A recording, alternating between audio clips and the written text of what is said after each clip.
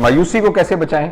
मायूसी, हाँ, मायूसी से कैसे बचा जाए, और गुस्सा आता है इसकी वजह से कैसे? देखिए, मैं गुजारिश ये करता हूँ कि हम ना बाज़ औक़ात ये समझते हैं कि जो साए है ना, साए को लंबा या छोटा कैसे करें, और ऐसा करते हुए हम ये भूल जाते हैं कि साए को ना लंबा किया जा सकता है ना छोटा किया जा सकता है। वो जिस ऑब्जेक्ट का साया है उस ऑब्जेक्ट को छोटा या लंबा किया जा सकता है। अगर आप उस ऑब्जेक्ट को छोटा कर देंगे तो साया छोटा हो जाएगा। हमारी जो भी इमोशंस हैं ना जी, और जो भी हमारी फीलिंग्स हैं, ये हमारे थॉट का साया है, ये हमारे थॉट प्रोसेस का साया है। अली के बारे में मेरे जहन में थॉट्स मोहब्बत की आ रही हैं, तो इसके बारे में मेरी इमोशंस जो हैं वो भी मोहब्बत की होंगी। और अगर मेरे थॉट्स किसी के बारे में नेगेटिव आ रहे हैं तो हमारे इमोशंस भी जो हैं वो नेगेटिव। जब हम डिस्पेयर में होते हैं तो सिचुएशंस के बारे में हमारी थॉट जो है वो नेगेटिव होती है। एक लाइफ सिचुएशन के बारे में, जो भी हालात हमारे ऊपर आए, सिचुएशन जो भी आई, लाइफ सिचुएशन, उसके बारे में हमारे दिमाग ने एक कहानी बनाई होती है।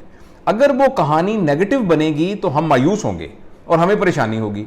अगर वो कहानी सही बनेगी, इस सिलसिले में एक बड़ा ज़बरदस्त कॉन्सेप्ट है, वो है तो कॉन्सेप्ट जो है वो बुद्धिज़्म से है, लेकिन मेरा ख्याल है वो तमाम यानी कल्चर्स के अंदर होगा, जिसे हम कहते हैं इक्यूमेनिटी।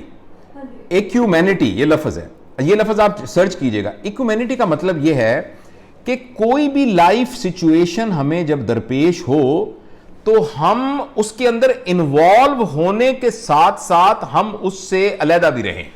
जैसे फॉर एग्जाम्पल, मेरे बेटे ने मेरे साथ बहुत बदतमीजी की और उसने मेरा कहना नहीं माना। ये एक पर्सनल प्रॉब्लम है ना, मैं बड़ा इमोशनली इसके साथ अटैच होऊंगा, लेकिन इसका एक इम्पर्सनल एस्पेक्ट भी है। वो ये है कि इस उम्र में नौजवान इस तरह की हरकतें किया करते हैं, इस उम्र में नौजवान इस तरह के तजुर्बे किया करते हैं, और ये कोई मेरा पर्सनल मैटर नहीं है।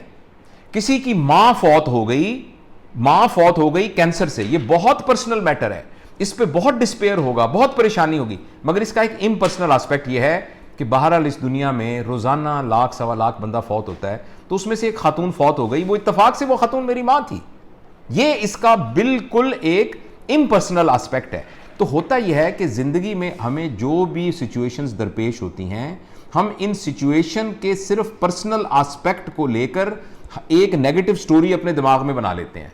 वो नेगेटिव स्टोरी एक थॉट प्रोसेस है जिसके शैडो होंगे इमोशंस, और वो नेगेटिव होंगे।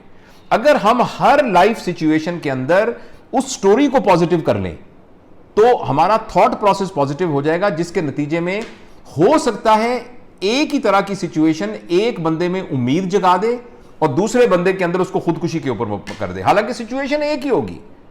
तो ये इस पर डिपेंड करता है कि हमारा अपना थॉट प्रोसेस कितना पॉजिटिव है। तो ये इसका जवाब है। आप अकेले कहें मुझे एक नुस्खा बताएं जिससे मुझे मायूसी खत्म हो जाए, माफ करना ऐसा कोई नुस्खा नहीं है। ऐसे नुस्खे लोगों ने चर्स और नशे की दवाइयों की सूरत में तलाश करने की कोशिश की है, जो कि सिर्फ सिम्टोमेटिक बंदे को एक दफा जो है ना वो उड़ा देते हैं उसमें से। लेकिन इसका सही नुस्खा यह है कि हम अपने दिमाग पर विद मेडिटेशन, मुराकबा, रिफ्लेक्टिव एटीट्यूड, इसके साथ सुकून से बैठकर अपने दिमाग पर मेहनत करें और इसके थॉट प्रोसेस को नेगेटिव से पॉजिटिव करने की कोशिश करें। जब हमारा थॉट प्रोसेस पॉजिटिव हो जाएगा तो हमारे इमोशंस पॉजिटिव हो जाएंगे।